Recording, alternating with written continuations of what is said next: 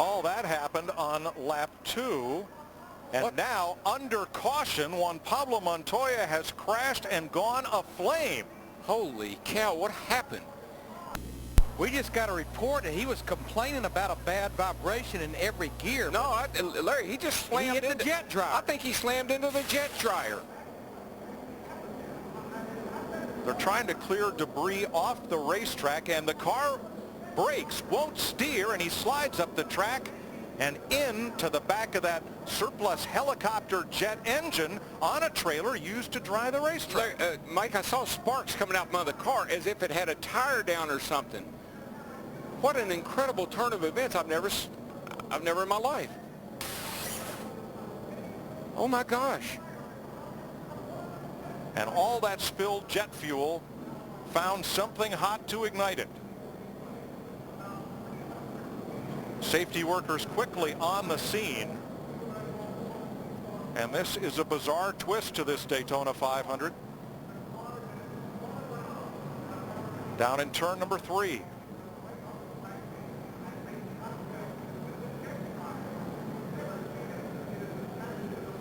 Well, I've seen a lot of things, but I don't think I've ever seen anything quite like this.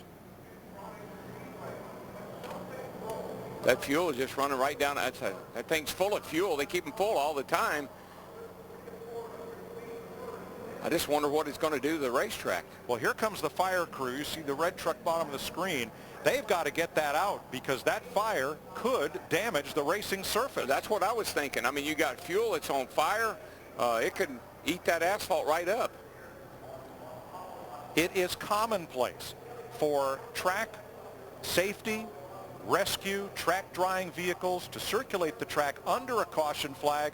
Drivers must maintain reasonable speed while catching up the pack and avoid those emergency vehicles. They're brightly lit and everything. That's easy to do when you can be under control of your race car. I just wonder if Montoya was going down the back, catching up with the field, and he didn't know the safety truck was up there. They called him on the radio and said, "Watch that safety truck," and the car darted hard right.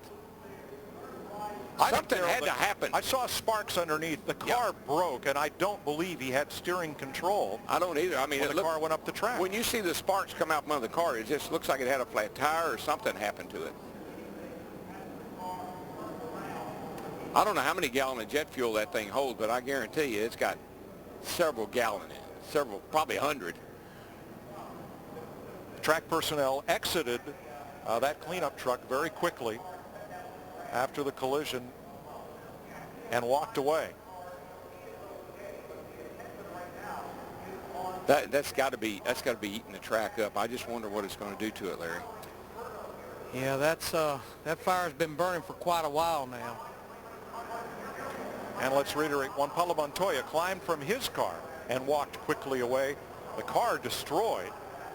He is all right and trying to get what is now a jet fuel fire under control, blazing in turn number 3.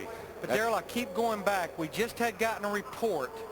They were telling me in my ear that Montoya had a bad vibration in every gear he was putting it in. So something was going on with that 42 car. The race has been red flagged. That means the cars have been stopped well away from the turn 3 scene. They've been red flagged on the back straightaway. And you're looking at what happens when 200 gallons of jet fuel meet a spark or something very hot after a collision like that. Yeah, that thing just burst into flame. I mean, it was unbelievable.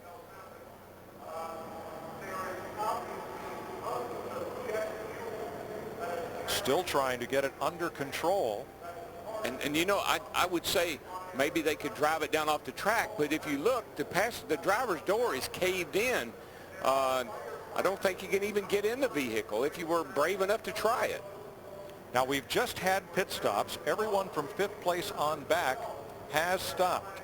Dave Blaney did not pit under this caution, along with Landon Castle, Tony Raines, and David Gilliland. They are the race leaders as we are under the red flag. Blaney driving for the Tom Baldwin Jr. team.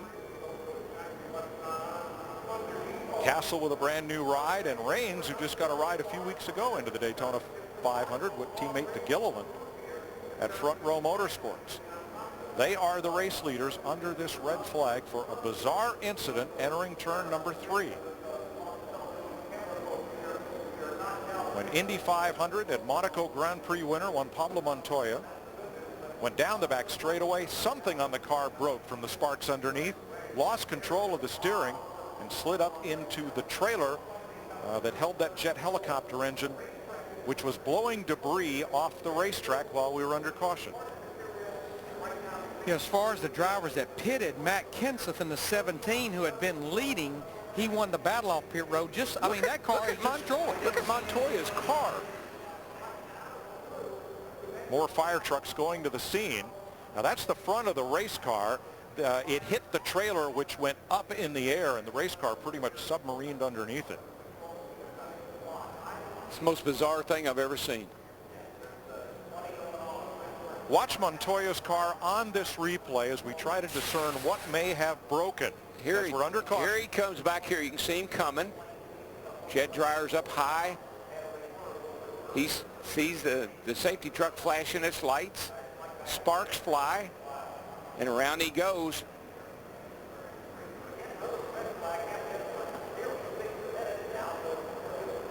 Here's a different angle. See the safety trucks up top? Wow. I mean, it just exploded. When it hit it, it just exploded. And he was traveling at a high rate of speed, trying to catch back up with the field. Back of the field.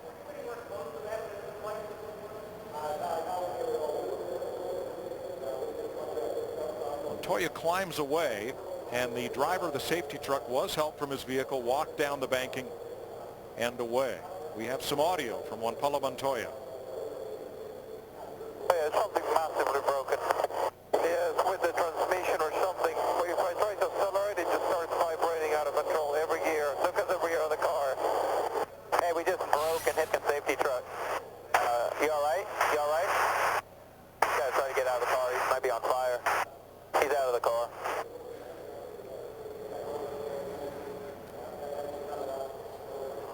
Let's go back to Montoya's pit stop prior to this, and a lot of work going on under the car, Larry. Yeah, evidently, he was talking about maybe the vibration in every gear. It's like they were maybe trying to look and see if they had a rear end problem or something. That's the reason this crew member is sitting there trying to rotate the tire back and forth, and they're looking underneath in the drivetrain area. And then he pulled off pit road, tried to gain speed down the backstretch, and catch up to the pack under the caution flag. Look how hot that was. And I guarantee that's where he slammed into it. And the most important thing, everyone is all right. Now that truck was up against the safer barrier, which is steel, but is backed by foam blocks, which have doubtless taken a hit from the heat of that fire. And the big question right now is, what kind of shape is the racing surface in that was aflame after this strange crash down at turn number 3? Fuel, you can see fuel still running out of that tank. It's 200 gallon in there. It's still running down the hill. While they clean this up in turn 3 and the cars are stopped on the backstretch under the red flag. Let's go down to John Roberts and Michael Waltrip for a race recap.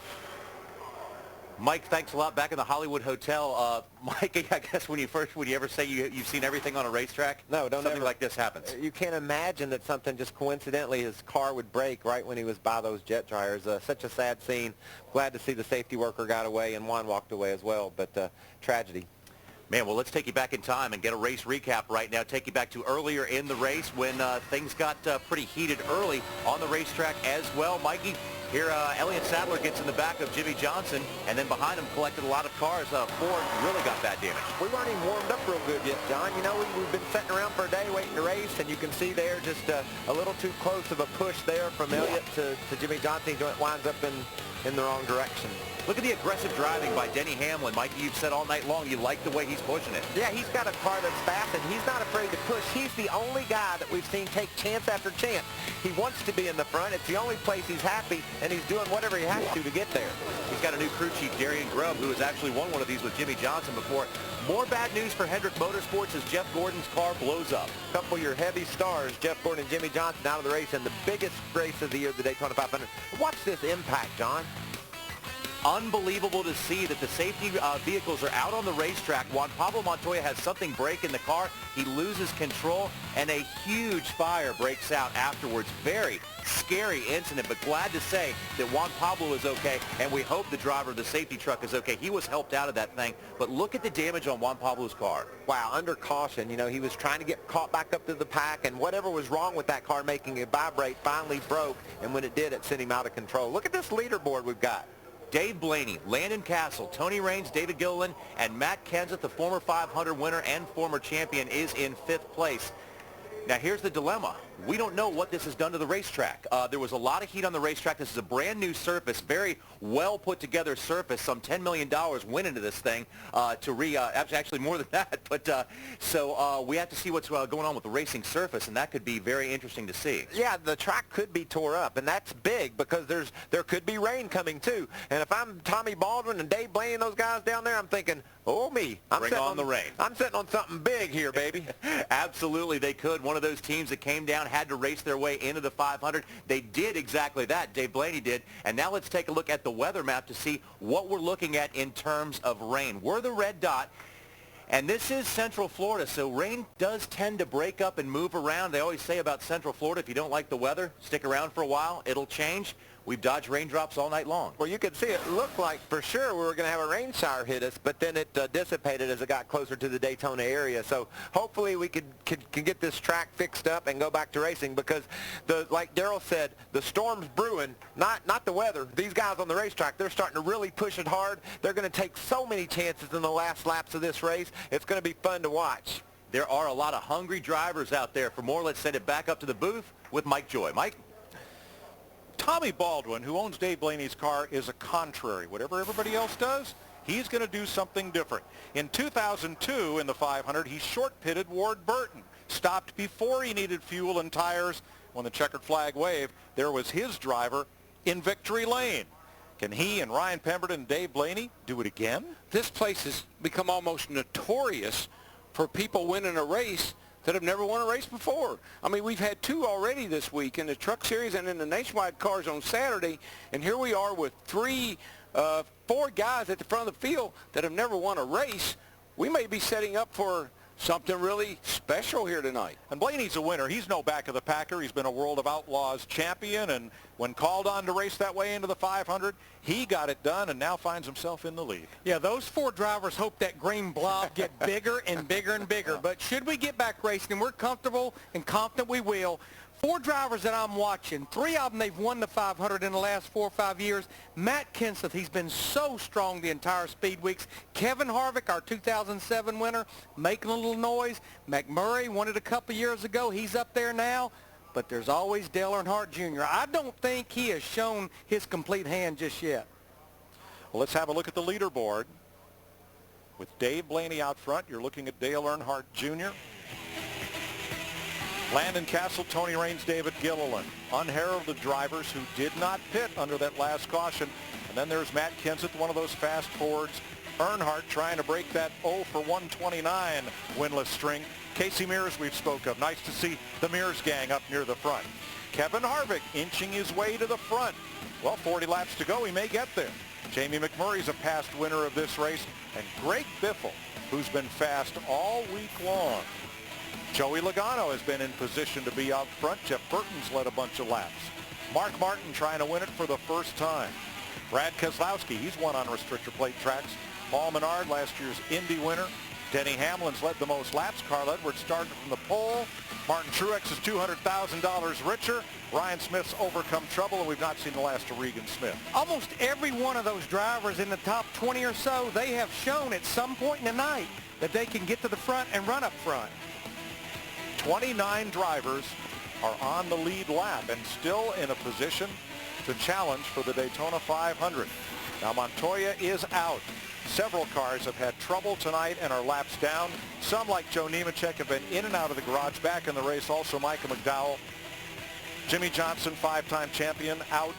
in a lap 2 crash. And there is the remains of Juan Pablo Montoya's Chevrolet.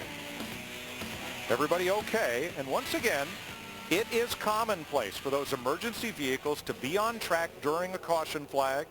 They run the Whelen safety lights. They're easy to see. The drivers have no trouble avoiding them when they're in control of their car. And clearly, at that time, Montoya's car had broken and he was a passenger as it slid up and into that trailer carrying the jet engine used to blow the track.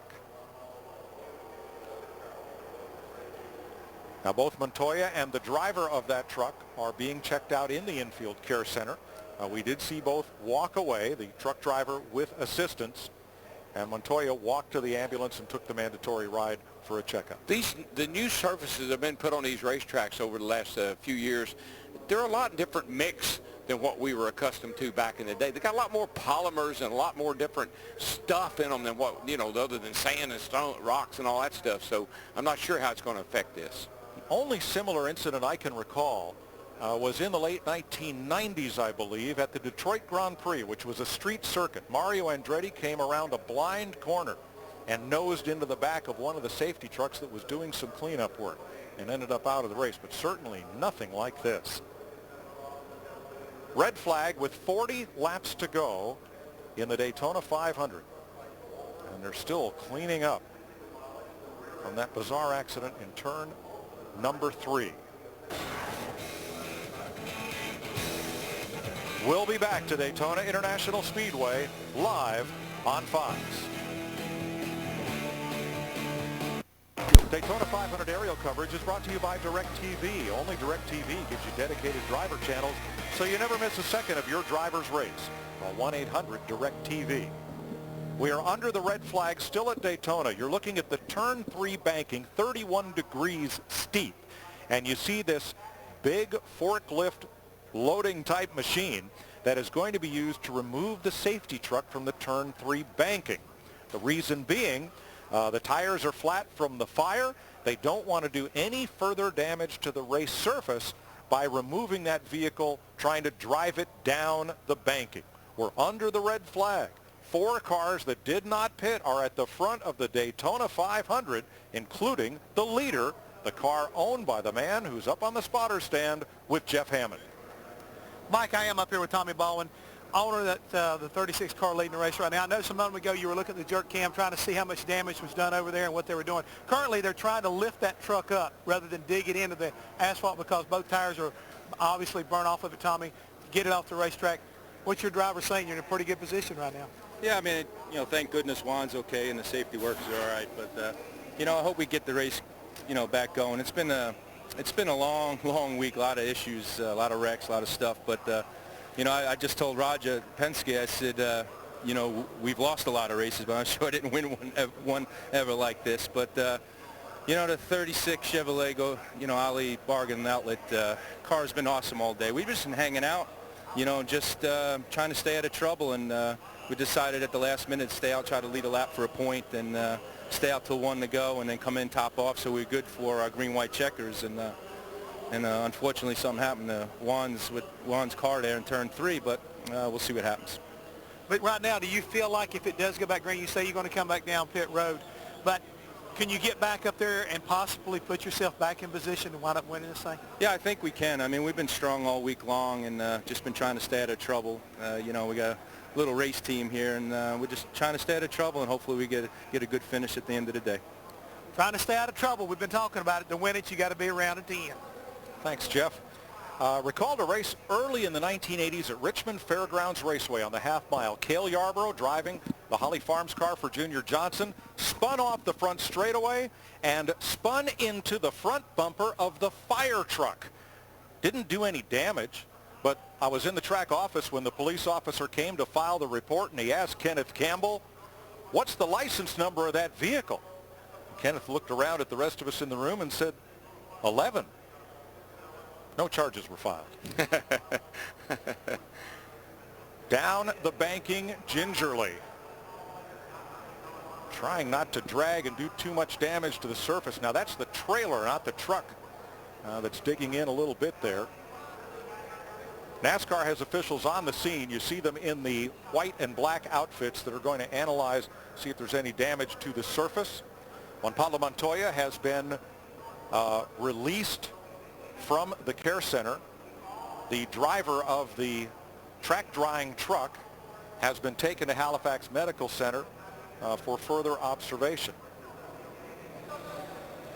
A couple of years ago, we had a pothole in the racing surface in turn 2, which brought the race under the caution and led to this recent repaving. And they finally fixed the pothole in the track with Bondo, plastic body filler, and it held up to the finish of the Daytona 500. So the truck is off the track. They'll take a look at the surface, try to get that spilt fuel fixed up as Tommy Baldwin and others look on from the starter stand. Matt Yoakum? Joey Myers, Brad Keselowski's pilot and spotter, and he's been telling Brad exactly what's been taking place with this accident. So for the first time probably in Daytona 500 history, Brad, who has his iPhone inside his race car, a lot of drivers during testing had special compartments built. He still has his phone inside the car. He tweeted a picture. First time ever. Prime time, Daytona 500. First time picture tweeted during the race. You know, Mike, back to Tommy Baldwin, you talked about Dave Blaney and he in that 36 car having to race their way in the Daytona 500, but the whole operation, what a feel-good story. You know, Tommy Baldwin elected to become an owner back in 2009 and fought and clawed, but would not give up. Missed races, even did a lot of the start and park routine. But it paid off. He got a sponsorship last year, and now he did that affiliation with Stuart Haas and the 10 car and Danica Patrick. And here he is leading the Daytona 500, knowing he's got to make another pit stop if we go back racing, but leading with 40 to go. He began on the crew chief on his dad's NASCAR modified on the tough bull rings of Long Island. When you hang around with good people, good things happen. Now there's a look at the debris on the racing surface. And a NASCAR official taking a look at the asphalt. And hopefully no damage from the heat. And it looks like a little scrape or two there from dragging that trailer down off the banking. Now they've got to get the jet fuel dried up and get us in condition here to race.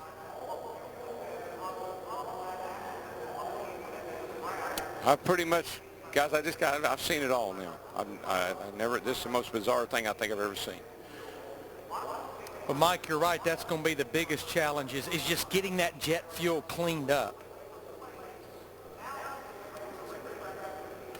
40 laps to go in the Daytona 500. A lot of speedy dry at work right there. And oh, by the way, Sunday, we head out west. Correct. NASCAR on Fox. NASCAR has altered the track opening schedule at Phoenix for the Sprint Cup cars due to this postponement of the 500 to Monday evening, but has not changed the on-track activity schedule out there in Phoenix. Well, we've seen fire and we've seen rain. Not in that order. We still have 40 laps to go in the Daytona 500. Yeah, it's amazing. It's just amazing that Juan wasn't hurt, that driver in the truck, I can't believe that he was able to get out of that thing. You saw the dent in the door, so that had to shake him up, let alone the fire. And I don't think, again, we mentioned it, Juan Montoya was running at a high rate of speed. Oh, yeah. When he hit that truck. Pace car speed 70 miles an hour, but under caution to catch up the pack, you're allowed to exceed that. So everyone was doing just what they were supposed to until Montoya's car broke at speed. We're under the red flag in the Daytona 500 on Fox.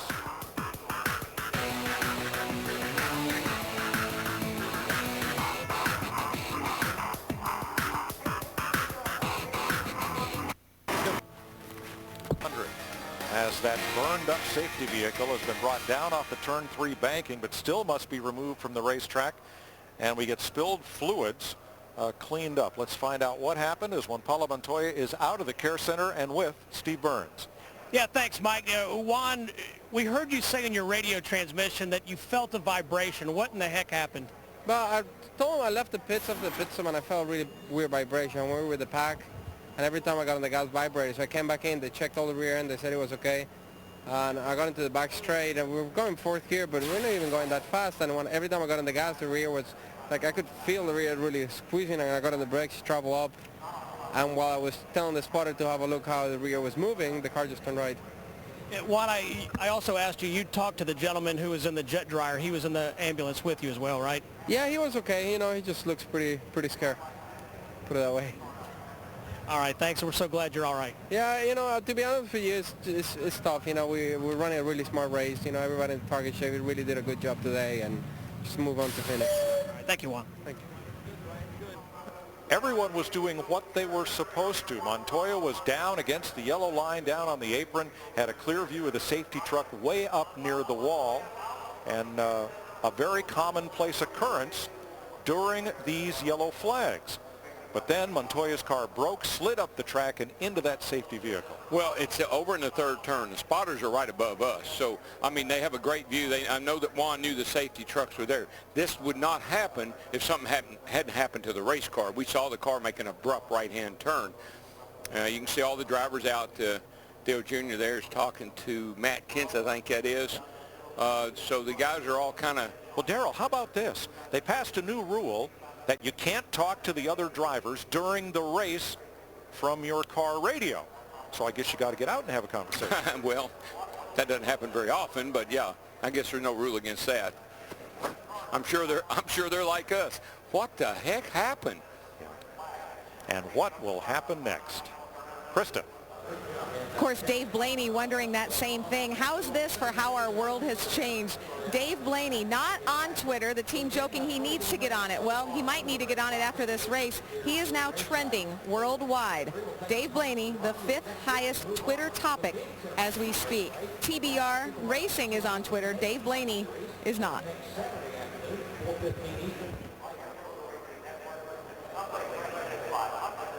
Thanks, Krista. Now, before the caution came out, Dave Blaney and his team had to make a decision, pit or stay out. Here's their radio traffic. I'll let you stay out here, Ryan. Let's wait till one to go and see how many come in at the same time. That way that car behind us don't lead a lap for a point. If we got damage, though, we got more time to fix it if we come, but you already looked at it, right? There's nothing serious. Yeah. The only thing that concerns me is that one time I saw you spark.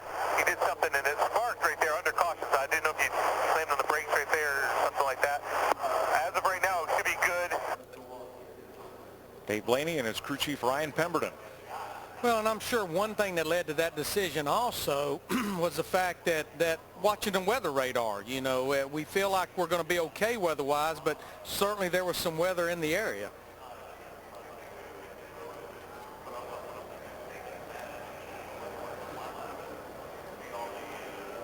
Clint Boyer, Matt Kenseth, Dale Earnhardt Jr. stretching their legs and looking over each other's cars. Rare break of the Daytona 500. 40 laps to go tonight.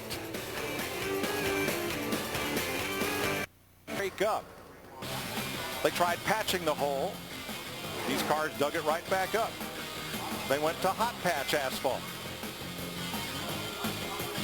Tamped it in, same thing. So they went to auto body filler, the same kind of plastic filler that would be used to fix a dent in your fender. And it held up long enough to finish the Daytona 500. So the concern right now is once they sweep up that speedy drive, what will the race surface be like? And will it be conducive to cars going into turn 3 at 200 miles an hour? I came out here one night and it had a similar situation. A car had hit the wall and some fluids had run down the track. And you know what they were washing it down with? Tide. They were mixing up Tide and washing the track off. Said it would neutralize some of the damage that was done. Joe Nemechek imparting some advice there to Danica Patrick, Trevor Bayne, and Ricky Stenhouse. It's Casey Kane, Jamie McMurray. I'm sure these guys are all just probably as confused as you can be. I don't know that they've seen a replay or actually know what happened. They're hearing about it, I'm sure. Oh, Carl Edwards has a major concern. We listened in. Yeah, I would really like a snack cracker or something over here. Yes, I was thinking of maybe a Ritz or a sub sandwich, or maybe better yet, a Cheez-It. Cheez-Its would be the best, honestly. I like Cheez-Its. Bob is that's so Bob. I like Osborne, yeah, his crew chief. Yeah, there's no question. The biggest thing Carl was doing right there is just messing with Bob Osborne, oh yeah, his crew yeah. chief. Well, athletes, you know, they eat a lot of little small meals, and it's been a while since Carl ate. Now there's Greg Biffle talking with Matt Kenseth. We'll see if those two Ford drivers hook up here in these final 40 laps. About 5 different little pockets of conversation there. Kevin Harvick staying in his car. But you know, Darrell and Mike, you made a good point a while ago that we know based from last year the rule change that a driver cannot talk to another driver by way of the radio. But we have 160 laps of data, and you have to believe that some of these conversations, like I just saw Jeff Burton and Kevin Harvick, teammates talking, that they certainly are talking about some things toward the end of this race. Yeah, Larry, this is a great, I mean, you stop, get out, and you can strategize a little bit right here. Look, I've been doing this, and you've been doing that, and what do you think if we try something? You know, so it could really work out. I got a question. Where'd they all get the ball caps? Oh, they carry them in their cars now. They hook them around. They hook them around their shifter. They carry ball caps, cell phones. Carl just doesn't have any snacks with him.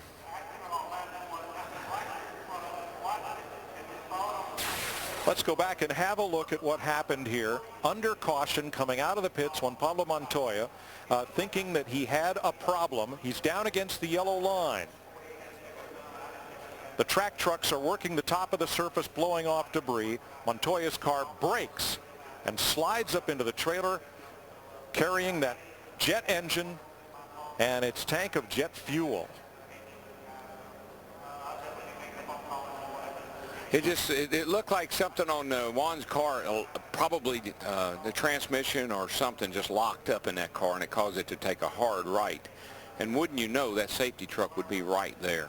He climbs out of the car in disbelief, and the driver of the safety truck was helped down the banking, and then something hot caught all that spilt fuel on fire.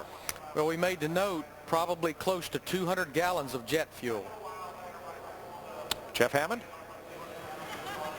Mike, we all know a few moments ago we were looking at Tommy Baldwin up here, and a lot of people, including Roger Penske, walked over and were laughing about the fact that, hey, have you got another car for Talladega? Because you know that if he wins tonight, his car would go in Daytona, USA. They would keep it for a year. Tommy says, no way, dude. I need parts off that car just to get to Phoenix next weekend. So there's not a lot of parts and pieces going on around, you know, as far as this new EFI is concerned, and Tommy Baldwin's concerned about that just a little bit. Yeah, but Jeff, look at him. He's kind of like a man out on an island.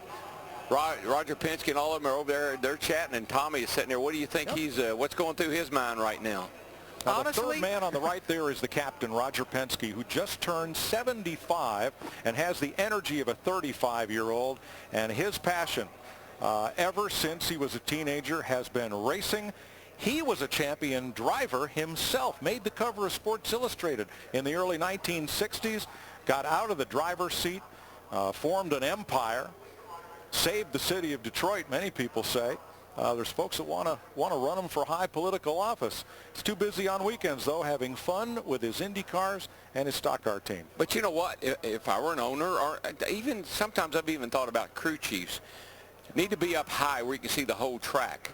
And Roger's a great spotter, and he's a great cheerleader for his teams, and you get a great overview of everything going on. You can see the car around the track. You can see it in the pits. So I think it's a great vantage point for someone like Roger, as knowledgeable as he is, to be up there helping call the race. Well, as in football, some offensive, defensive coordinators, some want to be at field level, some want to be way up high with that kind of overview. In fact, Roger and his company built some of these speedways that NASCAR races on today. Well, the good thing, Roger doesn't have the task of spotting for A.J. Allmendinger or Brad Keselowski. He's kind of up there just to take a look at the big picture, as you said, Darrell, from a view that you wouldn't get anywhere else. He's the captain. He is. He can be wherever he wants to be. That's right. There he is, up there with Tom Logano, Joey's dad, and other folks talking over what will happen in these last 40 laps of the Daytona 500 once we get back underway. There's Brad Keselowski. He's tweeting again. Can't tweet and drive. Please don't tweet and drive, especially not at 195 miles an hour.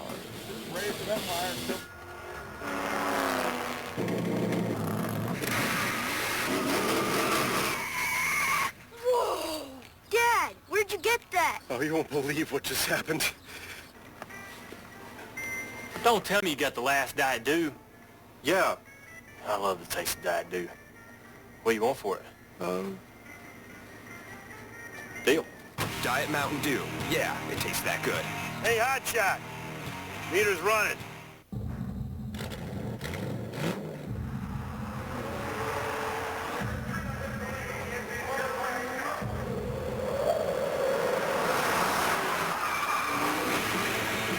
Power comes great responsibility.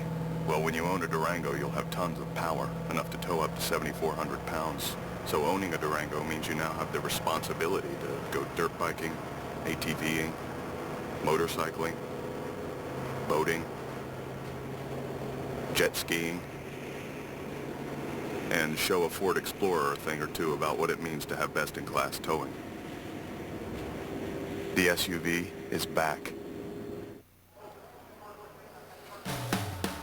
Red flag out in the Daytona 500, and like any traffic jam, people get out of their cars and walk down to take a look at what's going on and why their traffic is stopped.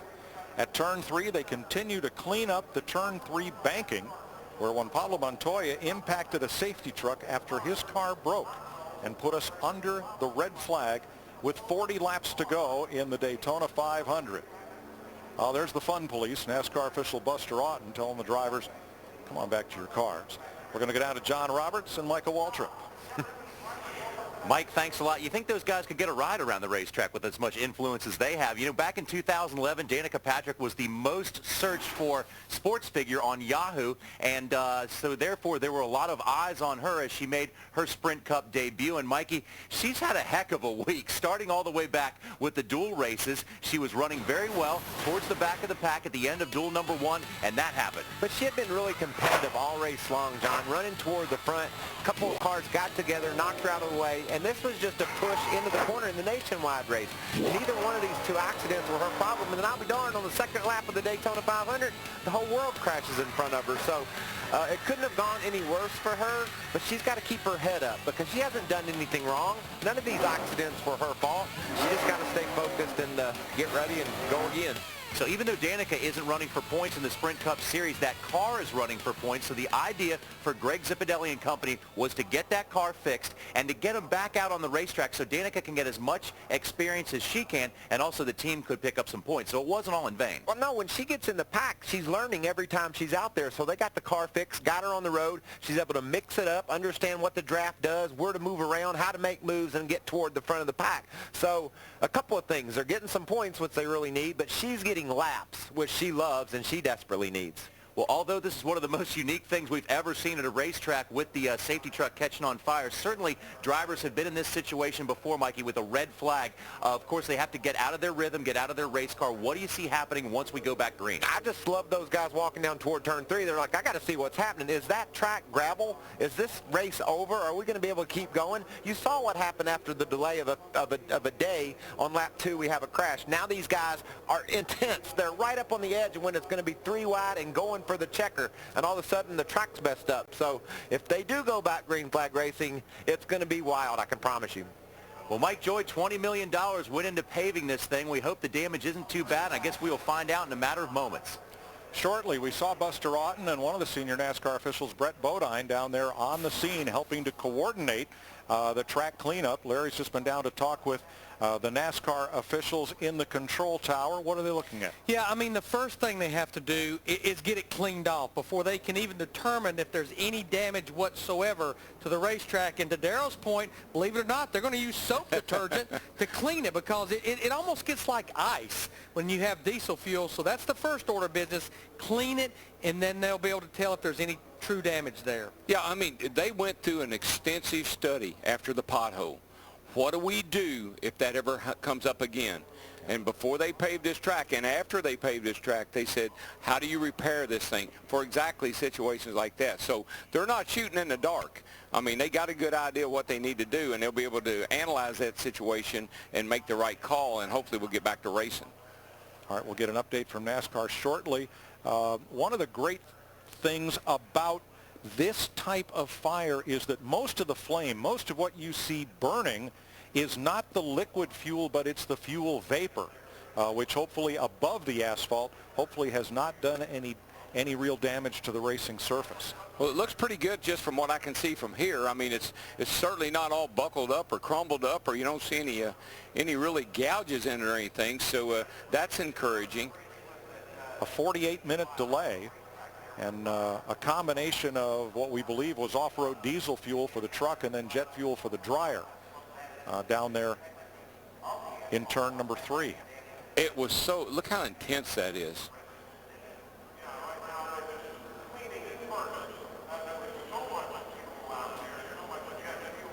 200-gallon tank for that jet dryer, plus an extra large tank for the truck itself, because during a 500-mile race, they can't take the time to go and refuel. So yeah, I think that's the big thing. That truck didn't explode.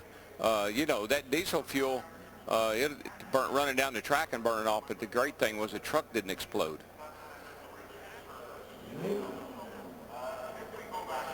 You got to look for the silver linings in situations like this, and the driver of the truck got out okay. It wasn't any work. Juan's okay. If we can get the track repaired, we'll get back to racing here before long, and so hopefully we can get this behind us and move on. Well, that's the hope of everybody, which is to finish this race under green with 40 laps remaining in the Daytona 500. March 9th, The Ultimate Fighter premieres live only on FX, making its debut at its new home. 32 contenders face off in a special 2-hour premiere event, The Ultimate Fighter, now live starting March 9th, 9 p.m. only on FX. 29 cars on the lead lap. With 40 laps to go in the Daytona 500, we continue to the checkered flag with commercials side by side as we hopefully soon will race. It's over!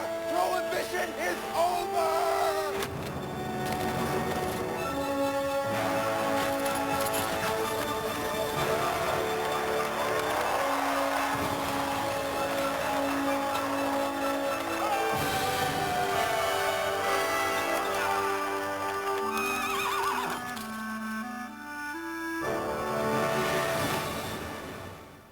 As a champion race car driver, I spent a lot of time behind the wheel.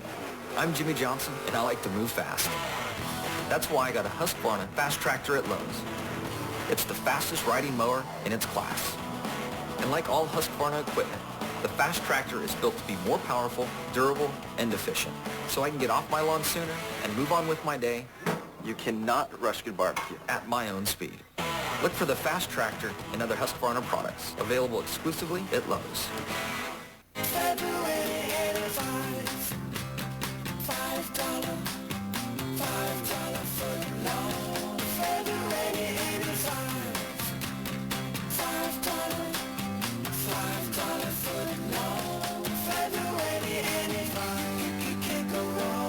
February's almost over. Now through the 29th, get any regular footlong as a $5 footlong. Even the turkey breast and the bacon, egg, and cheese. Subway, eat fresh. Hurry in. Welcome back to Fox Sports, live coverage of the Daytona 500 red flag for an accident up in turn number 3.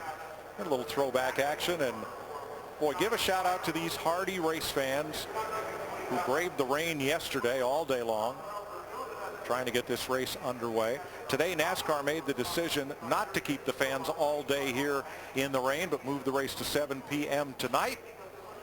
Now a new use for laundry detergent. You know, back in the day, not too many years ago, that could have got them all that they wanted. Yep, they sponsored you when you won the 500. They were on that's right. So a little water and a little detergent. Garden spreader, whatever it takes. Like I said, I know they've spent a lot of time, a lot of effort to be sure that if anything like this should ever arise, that they had a plan of action. So I feel pretty confident that they know what to do if we just don't have any damage in the asphalt that they can't Do you think Dave Blaney's ever had so many friends? they've all gathered at his car. Right. Yeah, there's a bunch of those guys saying bad luck. Blaney said, what are you talking about? Right next to Dale Jr.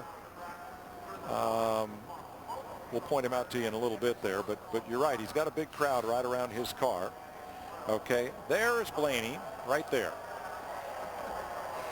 You know, this is our 12th year of NASCAR on Fox, and as we look at Dave Blaney leading the Daytona 500, I think back to about our third or fourth race of that first year in 2001, absolutely had them beat at Atlanta, and the wheel ran off after a pit stop. Picked a fine time to leave me loose wheel that day.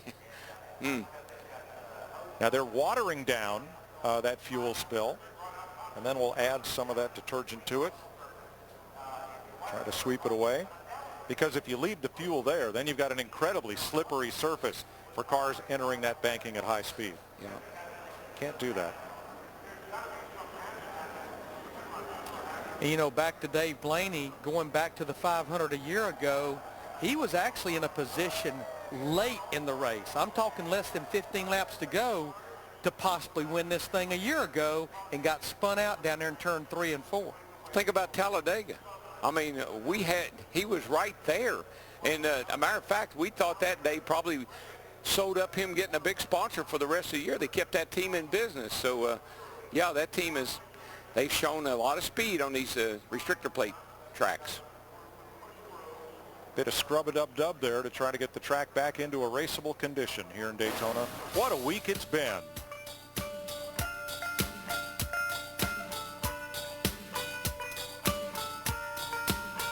Never before had the Daytona 500 been rained out until this year. 53 straight years have been missed.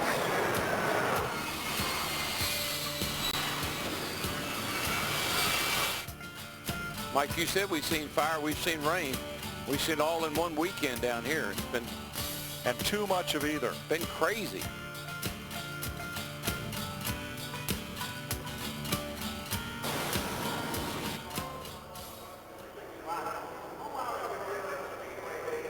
You know, watching these guys with the brooms, that's how we used to clean the racetrack. We didn't have jet dryers or blowers or anything else. The guys would run out with a bucket of stay dry, throw it up on the track, take a broom and sweep it in a little bit, and we'd race right back through it. But what I like about what I'm seeing, Darrell, is that as they sweep this track and try to work that detergent in to get rid of the last traces of kerosene, of the jet fuel and the diesel, the asphalt is not coming up. It does not appear as if the asphalt was softened or weakened in that fire. And that certainly would be good news. Down at the bottom of the track, where it's not banked 31 degrees, they can run those sweepers and try to pick some of that up.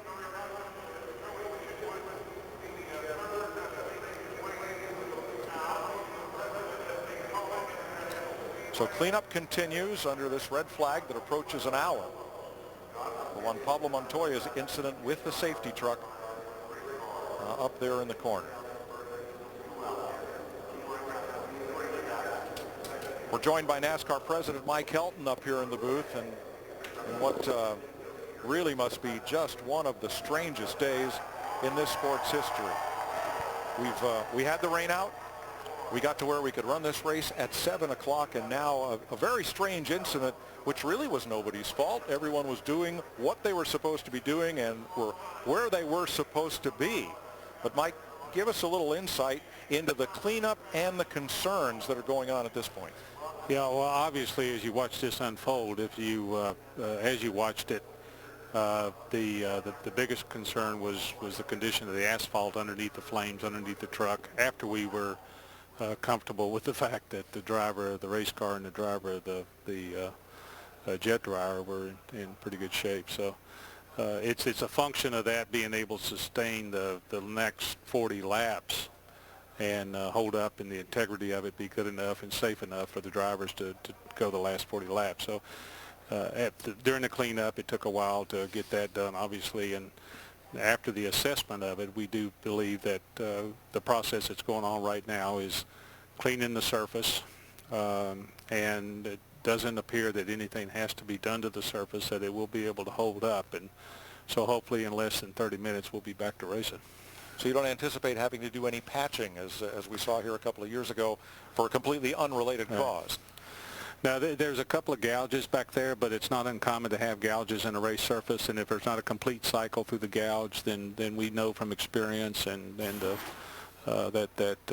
that's okay as long as it's not dangerous to the tires, and there's nothing evidenced of that. So, you know, there's some hot spots on the wall where we can replace the foam. We've got experience doing that. They're back there washing and cleaning to get the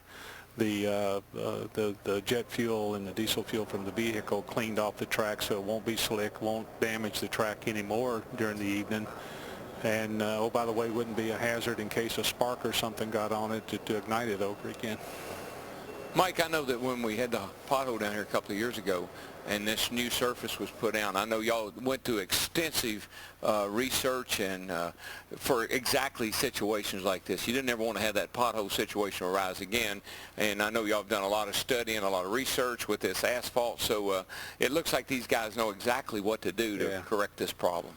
You know, and when something like this happens, you can't react fast enough, and we're all standing back up here hollering and screaming, hurry, hurry, hurry. And but when you go back and you look at it, there was an incredible response to all of this, and nobody really knew how it was going to unfold, but we all watched it unfold, and very proud of the Daytona International Speedway crew and Joey and his staff and Bill Braniff and everybody that put the surface down and realized that the next step was to maintain it and keep it in good shape. So it's about the time you think you've seen about everything in this business. No kidding. You see something I have never unique. seen anything like this in my life. Yeah, and I think we, like everybody else, would like to see this race finished, and that's, you know, within reason, and we think we can do that within reason. We've waited this long. Another 30 minutes is worth trying to finish the next 40 laps. Yeah, and it looks like, from what I'm seeing here, that's a pretty high-pressured hose. Yeah. I would think if there was going to be anything that was going to pop up or come loose, that high-pressured hose would probably do it. Well, it's serving two purposes. It's a bit of an experiment, but it's also cleaning too. So,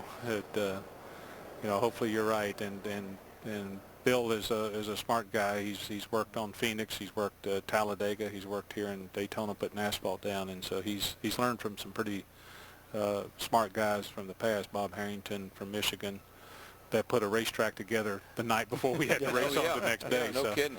But it's just it's a bizarre set of circumstances that nobody could have helped happen. But you know, we're anxious to go back and finish these 40 laps because we waited, and we're hopefully get those in. Mike, we're confident that this is going to be good. Our weatherman's cooperating. I look back at our 4 plate races last year, including right here a year ago, and we had the 2-driver tandem every single race. The fans spoke. You guys listen. I know we got 40 to go, but the fun is back with the big pack, it looks like. It does, and you know, all during speed weeks as practice and then the shootout and the duels all unfolded, you know, we were kind of anxious to see what happened, and I think in talking with the drivers throughout all the effort that everybody put into place, November, December, the testing in January. The way the teams worked with you guys. Absolutely. It was a compliment to everybody involved in the industry to have accomplished what we did, and that's why it's exciting.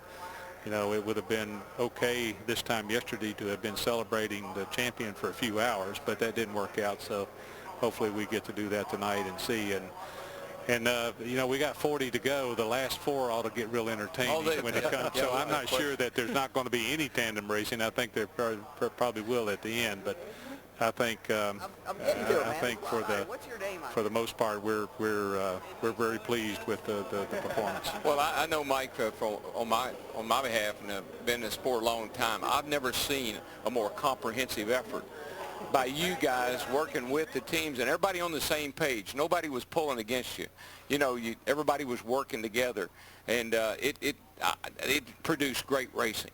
Yeah. And, you know, that's something that I was surprised. I thought that somebody was going to jump ship, you know, and say, I hate the spoiler, I hate the aero package, I hate that. But I haven't heard it from, even when they turned over or when they were crashing or whatever. Man, we're having fun. We're all having fun. Well, it's a package where drivers like to, and that's what they are. They're race car drivers, and they want to be race car drivers, and it gives them the opportunity to do that.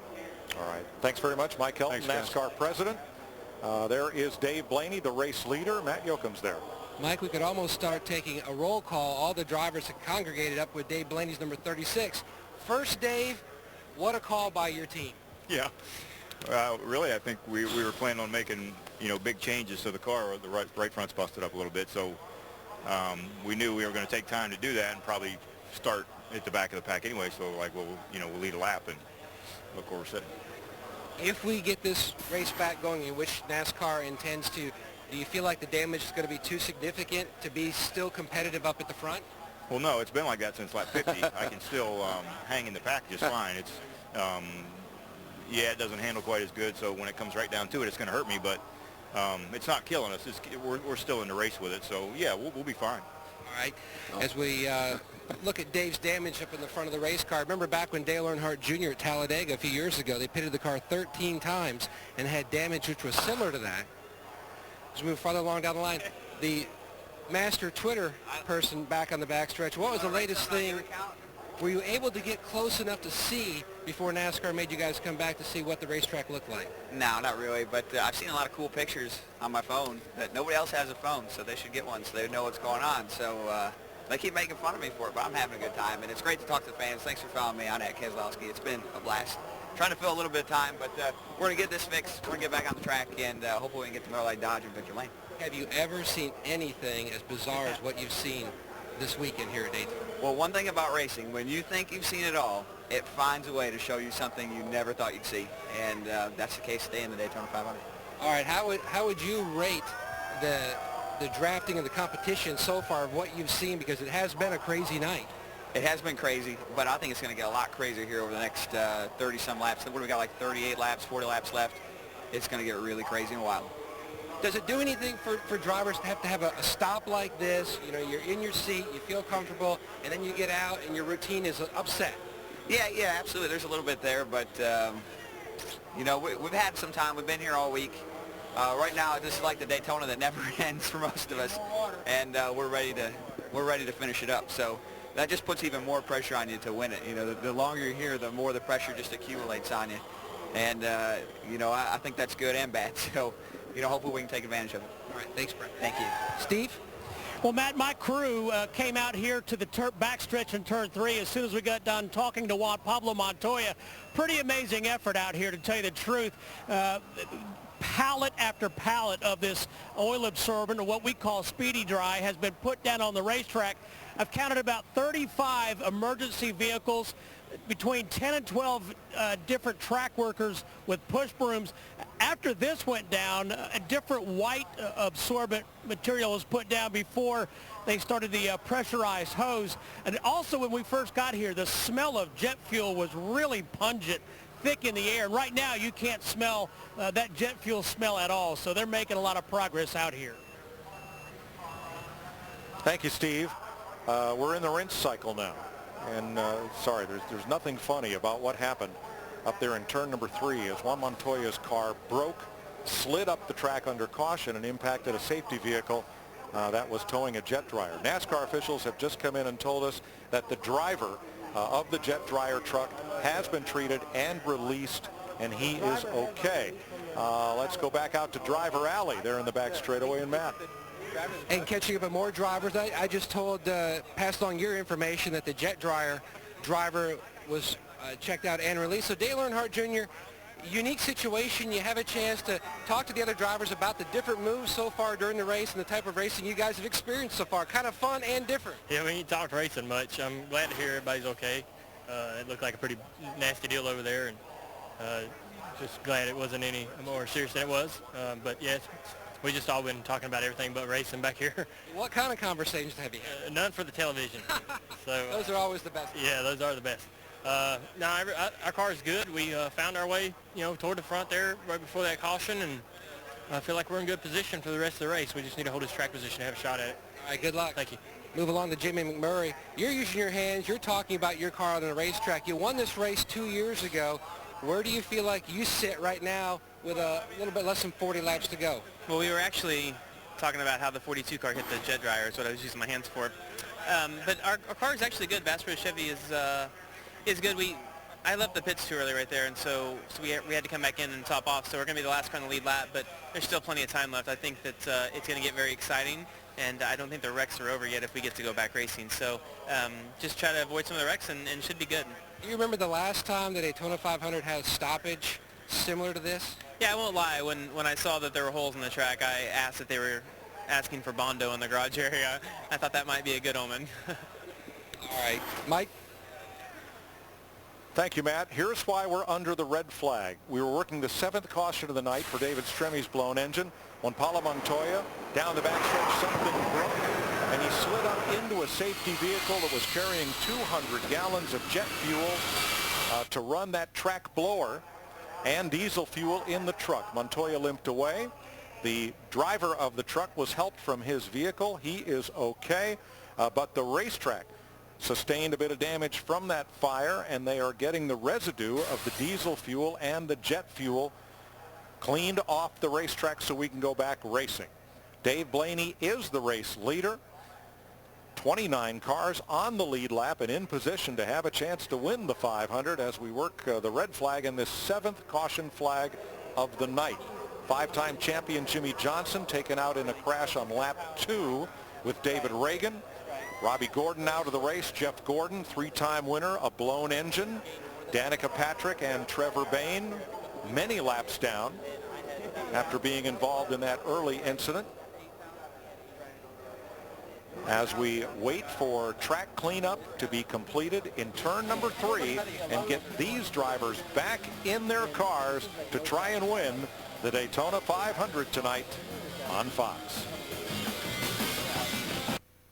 Research shift.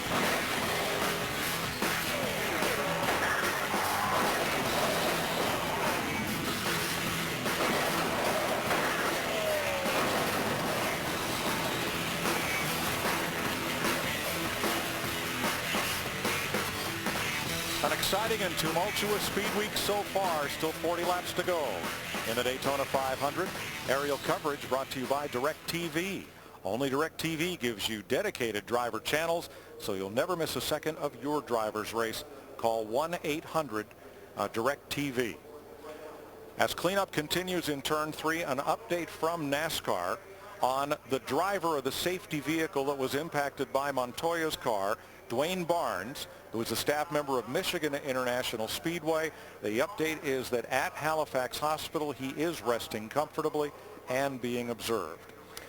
One thing we talked to Mike Helton about off of camera, he said they're getting a lot of questions about letting these drivers out of the car. And he said that's something they've allowed these drivers. You saw the graphic, well over an hour red flag, and people were relating it to the 2002 Daytona 500 when Sterling Marlin got out of his car on the backstretch under a very brief red flag. The difference, Sterling pulled on that fender. You cannot work on your car. That's the reason Elliott Sadler's car is sitting on pit road with no one working on it.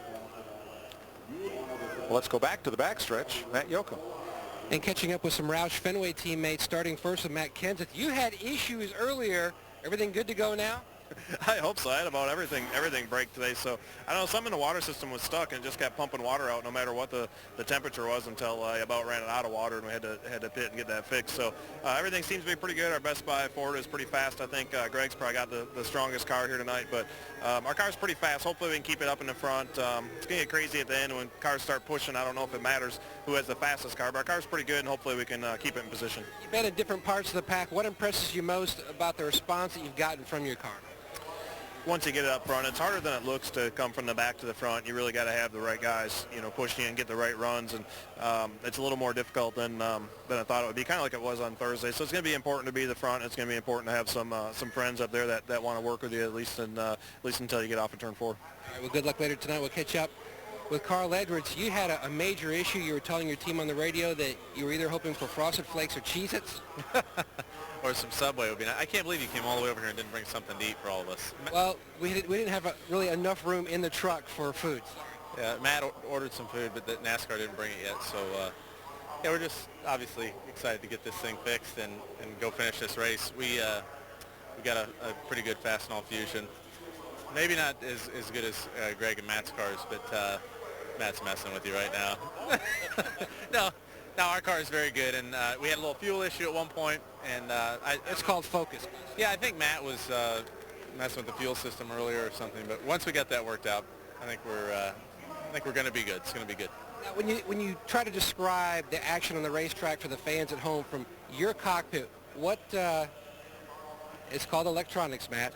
What would you describe it for the fan at home of what you're seeing compared to years past? Right now, you know, the cars get lined up in 2 rows. It's hard to move back up to the front, you know. So what I'm trying to do is choose my time to go up there and charge to the front. And the laps are winding down, so we'll do it here pretty soon. But it looks a little differently because the road gets blocked. You can't just charge up there. You know, it's not like you can get with one guy and run up on the outside and pass everybody. So it's taking longer to go to the front. You know, Greg, it seemed like during the duel and even in practice that a lot of guys were saying that the bottom line, it was much more difficult to get a good run. The top line was the more preferred line, but it seemed like almost the reverse tonight sometimes. Yeah, it does. It seems like the bottom, but for some reason the top can get a run sometimes. I've been unsuccessful about getting at the top to get a run in the top. And, you know, I watched Denny and some of those other guys. They weren't even hooked up, and they got the line to go, you know, and were able to get to the lead. So, you know, I don't know if our car's a little draggy or something when it gets there, but it pushes good, and we've been able to maintain the bottom, and the car's handling good. So those are, you know, 3, you know, attributes you need to win the Daytona 500, and I feel pretty good about where we're at. A great call in 2003 when you won the July race here on fuel mileage. Looking at the race tonight, counting it down as far as how many laps out when you need to start to make your move to head toward the front, are you going to tell your spotter to count you down, and what lap do you think that would be? You know, my plan for tonight has been to stay at the front, to stay as close to the front as I can. So I'm racing as hard as I can. Matt told me we're good on fuel right now. We're not planning on making any more pit stops for this race. So we're going to go to the end from here. Good luck. Thank you. Mike? Well, you're familiar with Bear Bond, which is an adhesive that's used on the bumpers of cars to hold them together during these races. This is a product, must be its cousin, called Street Bond. It's a very, very fast setting kind of sealer or filler. And it better set fast, and here's why. You see the red dot is Daytona International Speedway, and while most of these big storm cells have broken up, the green meanies there are advancing on our red dot. Larry, just erase that one, will you? Get that one off there. Get it out of there. Now, since everyone wanted to see the pictures from the back straightaway, Brad Keselowski has now picked up tens of thousands of Twitter followers since the red flag came up. Dave Blaney had his phone. I'm sure Brad could set him up on Twitter during this red flag. 55,000 since the red flag wanted to see those pictures. There are some total mentions this weekend. Twitter driver buzz. You can follow us at NASCAR on Fox on Twitter, or all of us on tonight's telecast individually. I can tell you one thing. Since we've been down here the last week, I went over 100,000 followers, and I could not believe how my Twitter is lit up since we've been down here. Speaking of lit up, a couple of drops coming down as we go side by side, hopeful of getting the Daytona 500 restarted soon. Agents, when it comes to insurance, people feel lost. That's a dead end. Don't know which way to turn. This way. Turn around. That's why we present people with options, to help them find coverage that fits their needs. Almost there.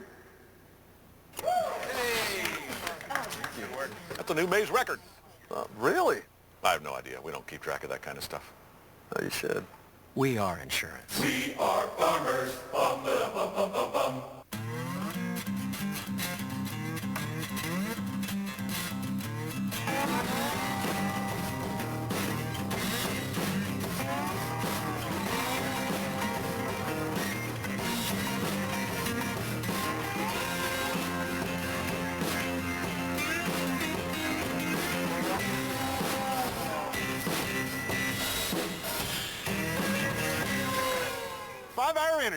when I got to get stuff done.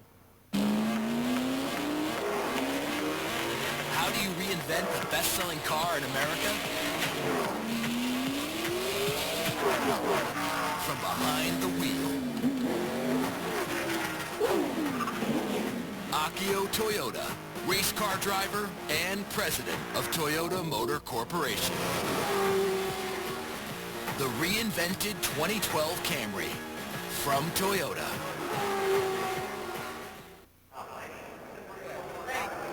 The man in the yellow fire suit is Dave Blaney. He's the leader of the Daytona 500, having raced his way into the 500 by finishing 12th in his dual race. He's finished third in NASCAR Sprint Cup 3 times, most recently at Talladega last October. Back driving for Bill Davis, nearly won a Cup race at Atlanta. Had some problems, didn't make it to the flag. He's a World of Outlaws Sprint Car champion. His son races. He's got a great outlook. He got into the top 35 in owner points last season, but his owner snatched that golden ticket, applied it to a different team, and said, Dave, you're going to have to race your way into the 500 again. He did, and he now has the lead. As everybody's having a little fun with the Brad Keselowski Sprint phone. Well, right now, Blaney's got a lot of friends. We had a shot at Tommy Baldwin sitting up on the spotter stand, and it reminded me of that song, All By Myself.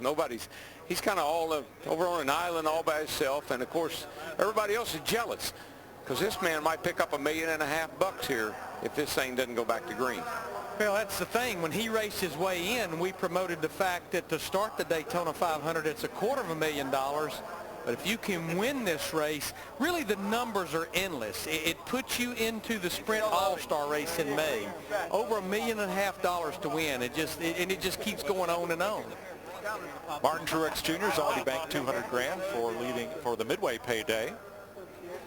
And you know, a lot of people were really mad at Tommy Baldwin for making that deal with Stuart Haas for Danica and taking that opportunity away from Dave Blaney. I bet they're not all that mad right now. Let's get to Dave Blaney's pit and Chris Devoda.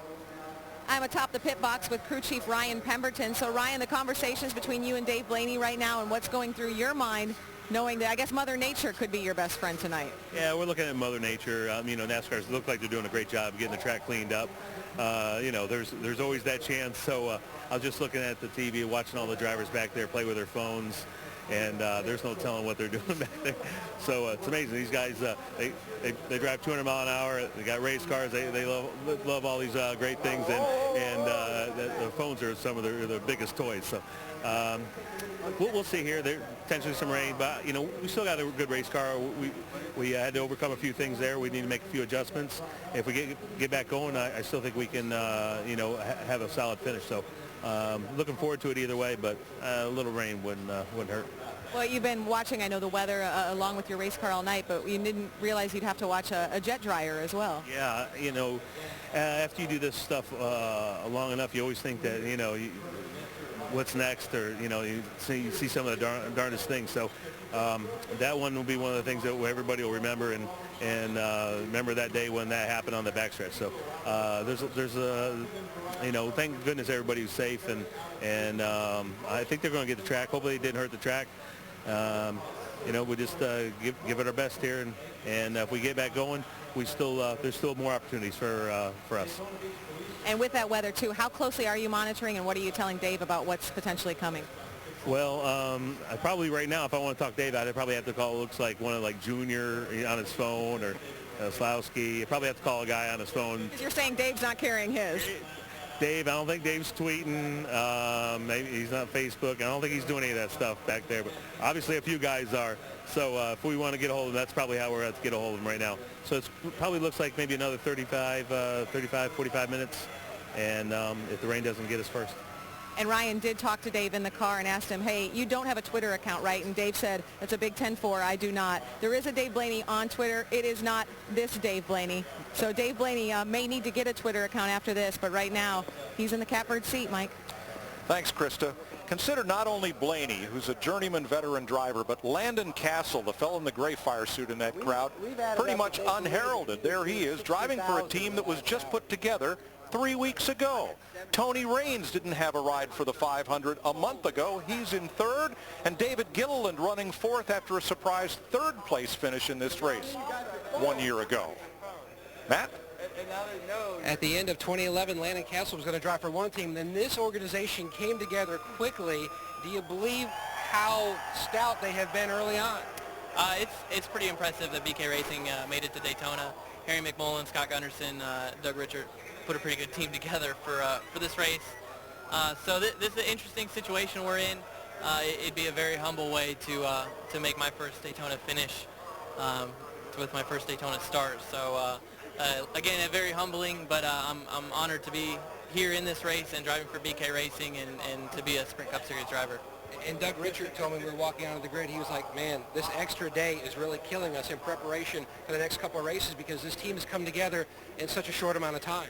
Yeah, I mean, this is it's amazing what these guys have accomplished already, and it's really cool to see the plans that they've been putting in place because of the delay and being here one more day. These guys haven't had a chance to go back home and work on our cars for Phoenix. So I know we got a hard-working group of guys that are working overtime back in the shop up in Statesville, and I don't know. I hope we can get to Phoenix with good race cars and you know, get through Daytona with a car in one piece, whether we finish it now or later. You had a chance to sit back and kind of digest what's taken place. Have you had an opportunity to plan ahead the next few laps of what you would like to do to get your car in position to win this event? Yeah, I mean, I think it's going to be really interesting. I don't think the drivers have really cranked it up yet. We've been running a lot of 2x2, and they haven't been 3 wide yet. So they will be getting 3 wide these last few laps, and you know, I think there'll be a wreck. And I think we're going to try to take advantage of that and put ourselves in a position to kind of suck through the middle there after maybe a second restart or something like that. But you know, our car's in one piece so far, and that's huge. And we're having fun over here. This is pretty cool to hang out with these guys. And Brad brought his phone with him for some odd reason, but he's tripled his Twitter followers or doubled his Twitter followers. So it's pretty impressive. It's good to see that people are watching, and really got to thank the fans that hung around through the weather and stayed an extra day and a half pretty much to watch the Daytona 500. It's really an honor to be racing for these fans. Cinderella story for the Truck Series race and the Nationwide Series race as far as the winners go this weekend. You look at what it could mean for you in your career. Some guys have been experimenting throughout the race, trying different moves. Have you? Yeah, I have towards the back, just trying to make sure that I can protect myself and suck up through the field and get into the pack when I'm ready to make an aggressive move. I just didn't want to get caught in the pack when somebody else made a mistake. So I feel like I've learned a little bit about how to use the side of other people's cars and things like that to get through the pack and get up into a position to strike. And hopefully we do get to finish the race. You know, if we don't, obviously the Cinderella story idea of it, this is very humbling to be in this position and to be here. But I want to race, and I want to make 200 laps here. Mike, so many great stories in the 54th running of the Daytona 500. And remember, Castle and his teammate, David Ruderman, took a wave around on the last caution flag. That means they did not pit, waited out the caution, got waved around the pace car to get back on the lead lap, and now Castle finds himself in second place. Yeah, the Twitter thing has gone nuts. Brad Keselowski's Twitter account, I think, has crashed. I just got a tweet from Sarah, Jessica, and Fausto Stevie back in Franklin. They're having a 500 party, and they're about to run out of dip. So can you get this thing going again, Dad? Ricky Stenhouse, you see him with that big 6 on his back, talking with Danica Patrick as cleanup continues. And they try to get this track back in raceable condition to run the final 40 laps of the 500. And it looks like they may send the blowers there and send the drivers back to their cars to a huge roar from the grandstand here that remains 3/4 full. As these fans have seen rain and now fire and put up with a day and a half of delays. They don't want to be denied because they know that the last laps of this race, as these drivers have told you, are going to be electrifying. They're like, these fans are like marathon runners. I'm going to finish this race even if I have to walk across the line. And I think the other good news is that that small cell that was approaching Daytona International Speedway, I think it pretty much broke up. So we should be good to go here. They do run a 24-hour race here in Daytona. This isn't it. This is more like the 36 hours of Daytona. And you see that cell is pretty much fallen apart. It brought a little bit of a sprinkle, but behind it, pretty clear skies. We'll hope for no more of those pop-up showers, and we'll get the final 100 miles of the Daytona 500 in the books tonight. I want to give you some history. In 1963, the first 10 laps of this race were run under a caution due to rain. 65, it was rain shortened 133 laps. 66 shortened 198 laps. 79, the first 16 laps were run under yellow due to rain. 92, laps 84 and 89 were run under caution due to rain. 95, red flag on lap 71 due to rain. Red flag lasted an hour and 44 minutes. In 2003, 2 red flags for rain. First on lap 63 for 1 hour and 8 minutes, and then another one at 109 at 272.5 miles. In 2009, the race was shortened 152 laps, 380 miles, and in 2012, the race was postponed for a day, as we well know.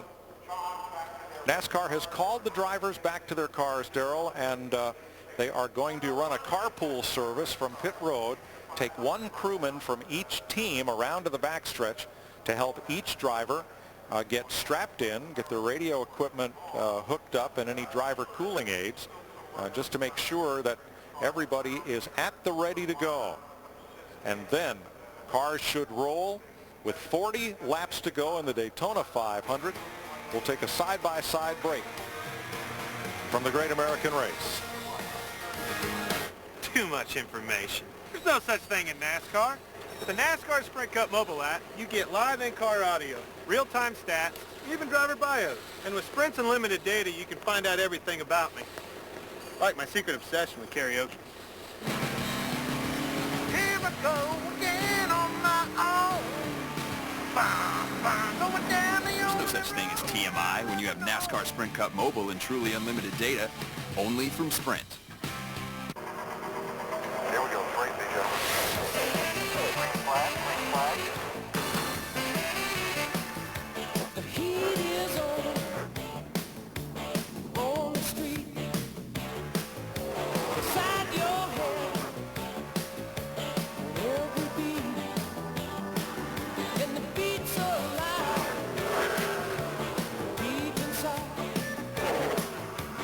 Pressure's high, just to stay alive, 'cause the heat is on. I'm pit. I need a Coke. Come on in, get it. Caught up in the action, I'm looking out for you.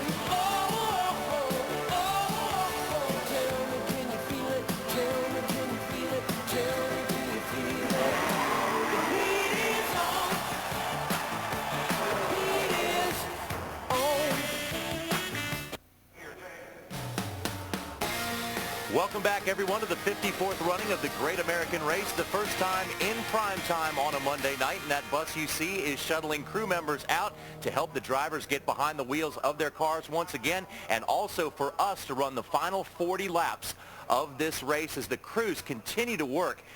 And Mikey, over the years we've seen troubles on racetracks before, but it seems like those guys are really up on top of this. They have the right technology, and first and foremost, this racetrack is going to be safe for the drivers. Yeah, and the only thing I'm nervous about, John, is when they blow the jet gyres across it. I hope it doesn't pull it apart, because I have been so much looking forward to the last 100 miles of this Daytona 500. I can't hardly stand it, and it's right here. We've got them lined up in great position to see just the most amazing finish of this race ever. Well, let's take a look back at the first 400 miles of this race. Of course, it seems like a long time ago that it started, but this really wasn't that long ago as we started under the lights. Elliott Sadler, quick tap to Jimmy Johnson. He's in the wall. Yeah, Jimmy just got hit, and when he did, the thing turned in the outside wall. Watch what Danica goes through here. She's trying to squeak her way through, sideways, takes a hit right there, and that tore up the rear end of her car and put her in the garage.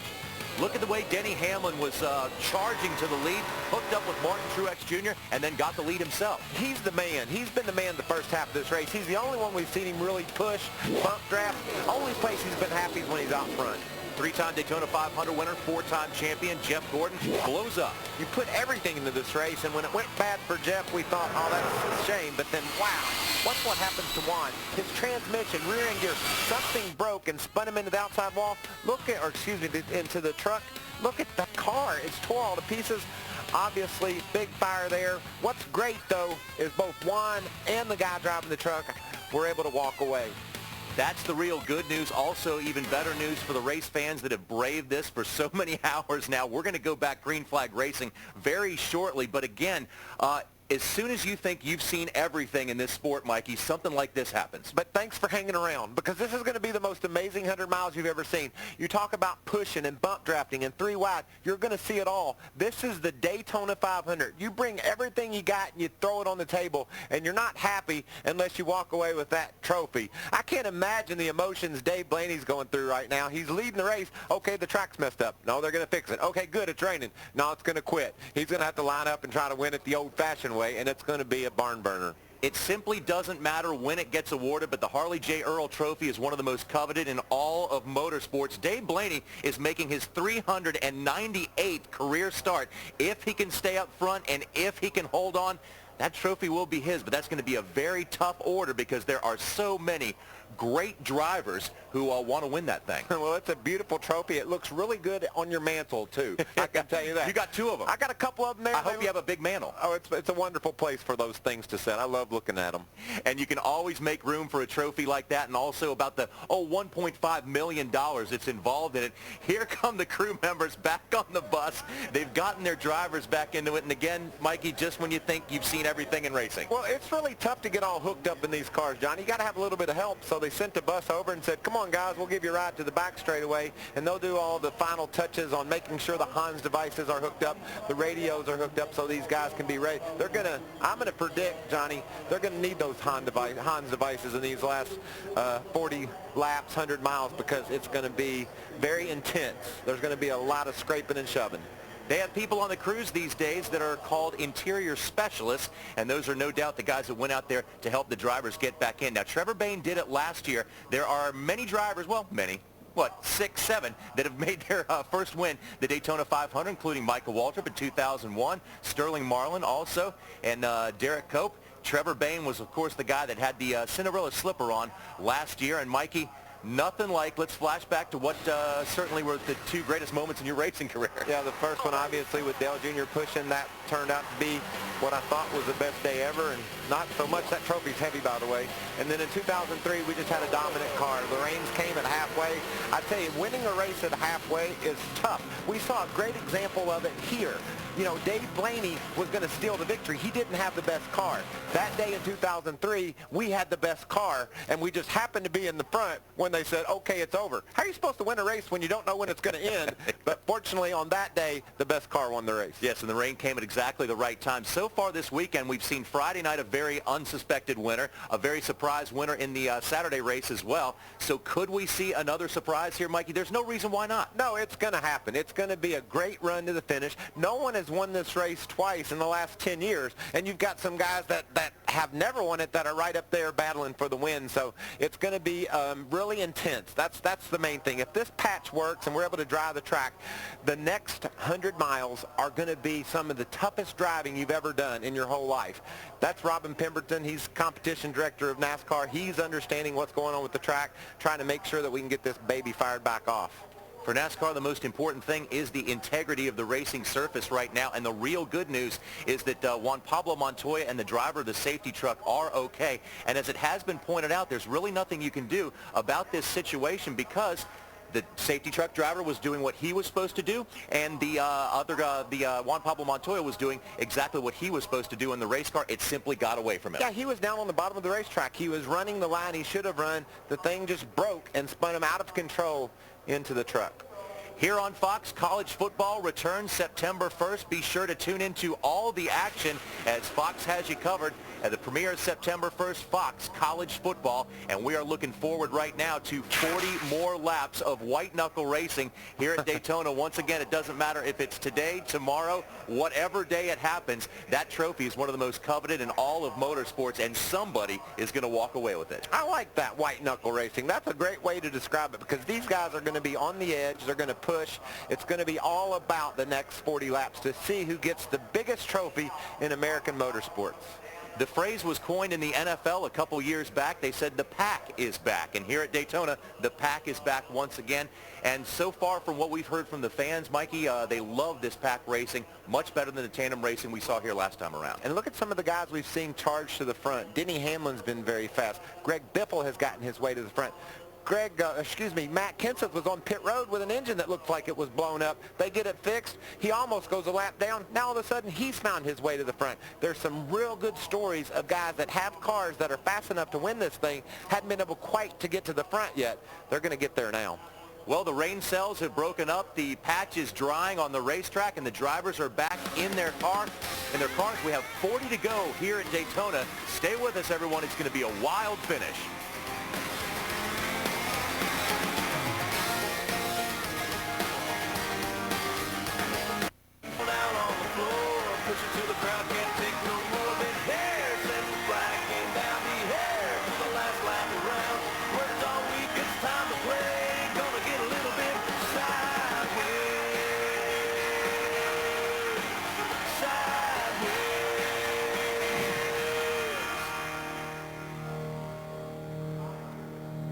Laps, 100 miles to race here in Daytona in the 54th annual 500. Sunday, Phoenix International Raceway. Jeff Gordon got his first win of the season there last year. America's best drivers in the Subway Fresh Fit 500. Sunday, 2:30 Eastern, 11:30 Pacific. Only on Fox. It's a brand new racetrack we got out there from where we were there a year ago. Yeah, they fixed that place up, man. I saw the fall race there. It looked pretty impressive. The street bond that has been applied to the Turn 3 banking is drying nicely, and we're pretty close to being able to go. And you saw there at Dale Jr.'s car, one reason why they had to bring the mechanics around to help the drivers. The driver can pretty well get his own safety gear on, but that window net needs to be really latched up tightly there so that air goes past it instead of in the cockpit. It helps with aerodynamics, and that's got to be done from outside the car, not from the driver's seat. I've seen few drivers that can put their window net back in by themselves. Like you said, it's so tight that you just don't have the leverage to push it up from inside the car. So usually it takes a crew member. But, you know, I will say this. These drivers have been out of those cars for a while over there, and they're re-energized. Is that a good thing? Yes. Let's get some updates from pit road. Krista? Mike, Dave Blaney's team has been through a little bit of everything tonight. They had splitter damage earlier, and the bad news for them, when this race gets restarted, Blaney will have to come into pit for his scheduled stop. They're planning on making a chassis adjustment and putting on tires. Nothing wrong with the car, just they had stayed out to lead that lap when all of the chaos ensued. Steve? Well, Krista, it's been an up-and-down night for Hendrick Motorsports. Rick Hendrick is atop the pit box here in Dale Earnhardt Jr.'s pit. Now, Jr. has said very little throughout this race. The only radio chatter has primarily been his spotter, TJ Majors. Casey Kane, the other Hendrick car, the number 5 car, he is 23rd right now. But for Rick Hendrick, his money right now is on Dale Earnhardt Jr., and Dale Earnhardt Jr. is extremely fast. Matt? Steve, Tony Stewart has set the tone for the night before the drop of the green flag. He's told his team on the radio it's going to be a long night. I guess he didn't predict this long, but a long night. And he said we're going to take it lap by lap, segment by segment. That's exactly what he's done. He missed the big $200,000 halfway bonus by just a lap and a half. But his car, he's gone from the front to the back. He's done a lot of experimenting, just riding for this final segment. Crew Chief Steve Addington told me we definitely have something for the finish. Dick? Well, Carl Edwards started on the pole of this race, ran toward the front at the very beginning of it, then found himself in the middle of a 3-wide deal, drifted toward the back, and he has run there for much of the race. I just talked to his crew chief, Bob Osborne, and suggested, have you guys been sandbagging? And Osborne just smiled, looked at me, and said, it's time to go. Well, he's going to have to go from the absolute back of the lead lap cars because The tear-off was torn off the windshield. You're not allowed to touch the car under a red flag. That's a violation. He goes to the back. Carl Edwards is going to have to pass everybody to win this thing. He's got 40 laps to do it, though. Seems to be plenty of time. Darrell, as we get down to crunch time in this race, once we restart and as the laps wind down, the concern, especially with what we saw in the Saturday race, is closing speed. When two drivers hook up in tandem and begin to run that pack down, if they are closing at a fast rate and the track clogs up in front of them as somebody moves wide, that can produce calamity. And here's the problem. For the most part tonight, we have not seen that. We haven't seen a lot of two-car tandems. We haven't seen that 10-mile-an-hour closing speed. So you've been used to looking in your mirror and seeing a guy come by himself or with minimum amount of help, and you've been able to block him, or you've been able to slow his progress down. You try that late in this race, you'll be out of here. You'll cause a huge wreck. So what everyone is trying to figure, Larry, is how long can you push another car to the front before your car overheats and self-destructs? Well, I go back to the Gatorade Duel race on Thursday. Matt Kenseth won that race. How he did that was Jimmy Johnson in the 48 pushed him for about 2 laps. Mike, when that flagman in that flag stand holds up his hand, it indicates 5 to go. Shortly after that, those drivers don't care what the water temperature gauge. They don't care how the car's driving. They don't care who they can or can't talk to because they want to win the Daytona 500. Well, those stories have been well told throughout Speed Week, and that's why this grandstand is still nearly full as the fans await the final 40 laps. Octane Academy only on Fuel TV. Check local listings for the time in your area. Watch and learn. Well, in 21 minutes, we can wish Kevin and Delana Harvick happy anniversary. Let's, what do you say we see if we can talk to the winner of the halfway money? Martin Truex, it's DW in the Fox Sports booth. You got a copy?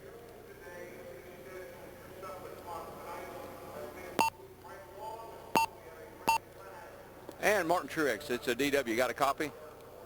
Hey, man, how you doing? All right there, Moneybags. You were in pretty good shape there for the halfway money. What do you got for the finish?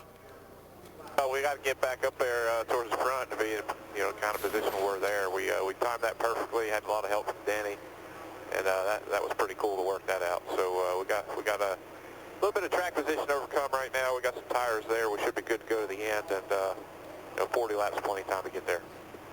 Were you able to get out during that red flag we've had here and work some deals with some guys to get yourself back to the front?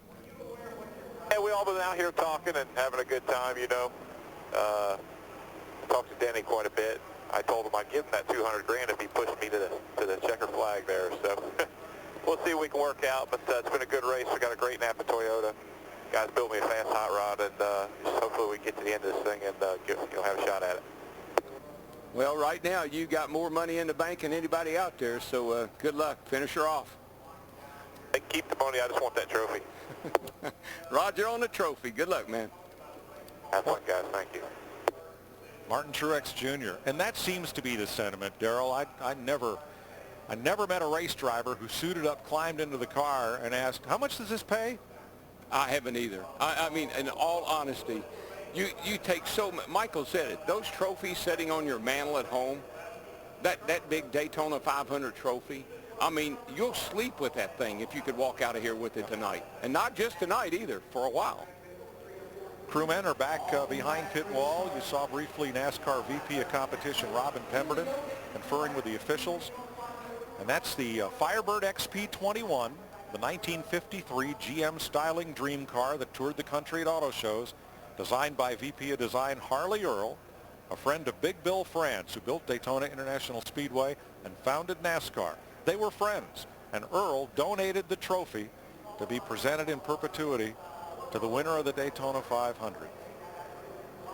Now we're told, we heard the story on Carl Edwards. We're told also that Kyle Busch will go to the back for pulling one of those clear tear-offs off the windshield so that his vision would not be compromised once we got this race back underway. We've seen down here for the last week and a half, going to the back is no big deal. As a matter of fact, I've said it before, I'd rather be coming than going.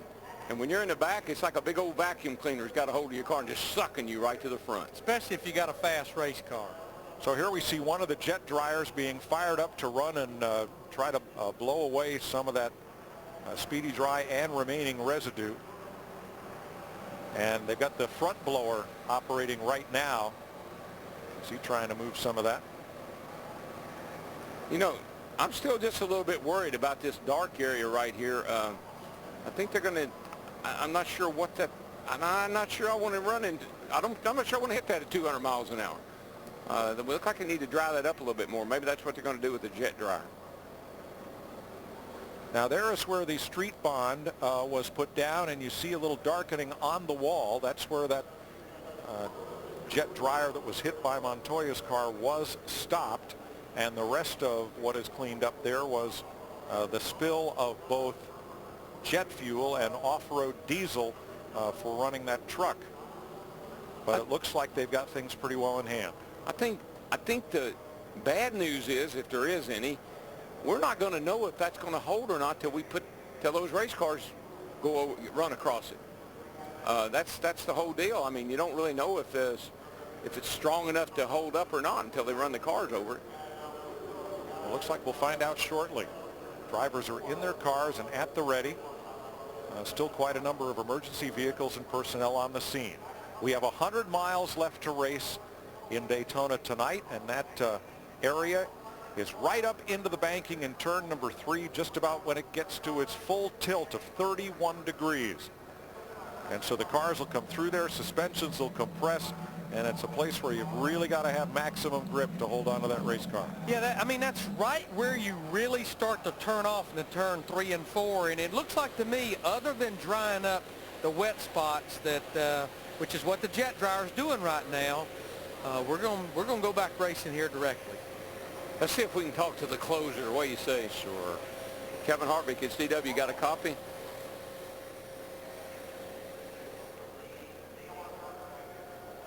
We'll check the alternate frequency here.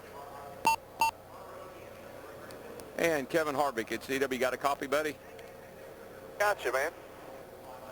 All right, it's about time for you to start showing what you got. You got just a little under 100 miles to go. Got anything for them? Got to. I think we're going to be about 4th here on this restart, so it's all about positioning yourself so when the fiasco starts here with all the pushing and shoving, hopefully we're at the front of it and can time it right. So everybody on our Budweiser crew's done a good job. We got in a little argument with that orange cone earlier, had to fix the tape and kind of took care of our motor for the first half of the race, but everything's gone well. Yeah, that orange cone, he is annoying. What are you guys saying about the track? What are they saying to you guys back there on the back about the track? The guys in the pace cars seem to think that everything should be fine. So they said they had basically a little batch plant that they could, fix spots like that after the deal we had with the hole several years ago, so that if we got in that situation again, they could fix it. But they expect it to be good. All right, my friend, I know that you and Delana are expecting. Congratulations. And if we wait about 15 more minutes, we can wish you a happy anniversary. So a happy 11th anniversary, my friend. Thank you guys very much. I appreciate it. Now go up there and get some new shoes for that baby. Need to. Anything we can get would definitely help. So should be a fun last 40 laps here. Yeah, he and Delana were married in Las Vegas just right after he started driving that 29 car for Richard Childress Racing back in 2001.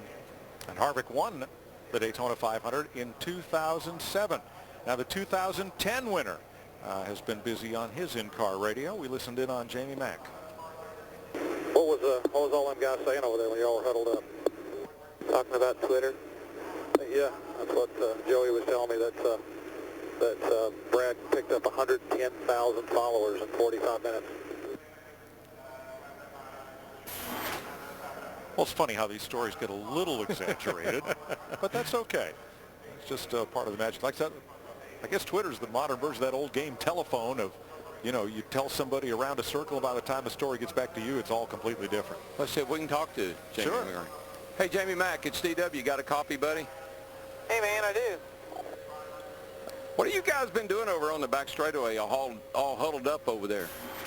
Well, initially we were asking Brad why he had his phone in his car, figure that out. And then just talking about the race, you know, we talked about if it was going to rain or not, and just kind of talked about how we wrecked on the first lap, and we figured that Jimmy Johnson was already at home and in bed. What's everybody's feelings about the racetrack? Any big concerns, or is everybody content? No, you know, they wouldn't let us walk down there and look at it, but it sounded, I mean, initially it looked to me like it had a gouge in it, but they said a lot of that was just rubber buildup, I guess, from the tires melting off the jet dryer. So, I don't know, they acted like the track was going to be fine. There didn't seem to be a big concern with it. Well, you've been around the front all night long, and you're sitting in pretty good shape when these guys in front of you pit. Can you stay up there in the front? Well, actually, we had to come back in and get gas, so the scoreboard shows us a little higher than what we are, but 40 laps is a long time, and I really think it's going to get crazy from here on out. So just, you know, try to miss the one or two wrecks we're probably going to have, and yeah, I think our Bass Pro Shop Chevy is going to be good. Looks good. Well, you've done it before, so good luck. Go on up there and get that big one. 10-4, appreciate it. You know, we saw last year on Fox when he went and visited his hometown of Joplin, Missouri, that had been ravaged by a tornado. And Jamie did what he could to help with tornado relief there. And this whole NASCAR community has quite a history of giving back. Most of the drivers have personal foundations. There's the NASCAR Foundation. And we're constantly hearing about the good deeds and the good work being done by these drivers, using their fame and celebrity in order to help those less fortunate. You look at Jamie McMurray, though, and think back to 2010 when he won the Daytona 500. He won 3 big races that year. He won the 500 here. He won the Brickyard at Indy. He won the Fall Charlotte race. Came close to making the chase.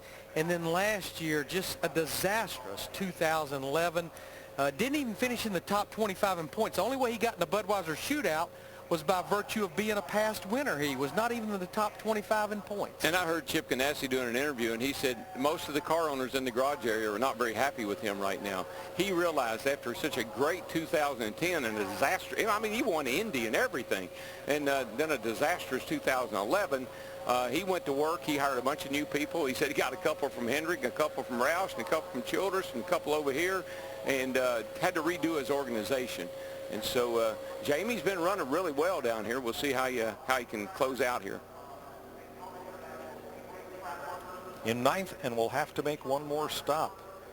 We talked about drivers' off seasons. Jeff Gordon visited hospitals in Africa, where his foundation has donated $1.5 million to fight childhood cancer. Trevor Bayne went to Mexico with Carl Edwards to work with orphans as part of back-to-back ministries, and Bayne went on a humanitarian trip to Kenya. So not just nationwide, but worldwide. Some of the good work's being done by the NASCAR drivers and team owners. I think I've heard many drivers say what a privilege it is to be a part of this sport. And because of how good this sport's been to so many of us, it just means a lot to us to be able to share and give back and help people that, you know, sometimes it just takes a little bit of help, and it can make all the difference in somebody's life. And some of these guys have got foundations, and they do a lot of charitable work, sponsors involved. I am always impressed and proud of my driver fraternity. They do a great job. Looks like we're close to completion up there in turn number 3. That street bond looks to be pretty dry. Hopefully we'll have cars fired up and running here shortly. This JUAN Montoya's car brakes and under caution slides up into one of the jet dryers, which goes up in a fireball. Montoya walks away. The safety truck driver is helped from his vehicle and is resting comfortably. But the fire blazed out of control for several minutes, and it has taken quite a bit of cleanup and some bonding to make sure that the asphalt surface is raceable for the last 100 miles of this 500. When I looked at Montoya coming down that back straightaway on a second look, he was going pretty fast. Martin Truex has banked the midway payday, $200,000. 7 caution flags, 1 red flag, the one we're working right now. But there are still 29 drivers hopeful of winning this race, and another 8 or so that are multiple laps down. and trying to make it to the finish.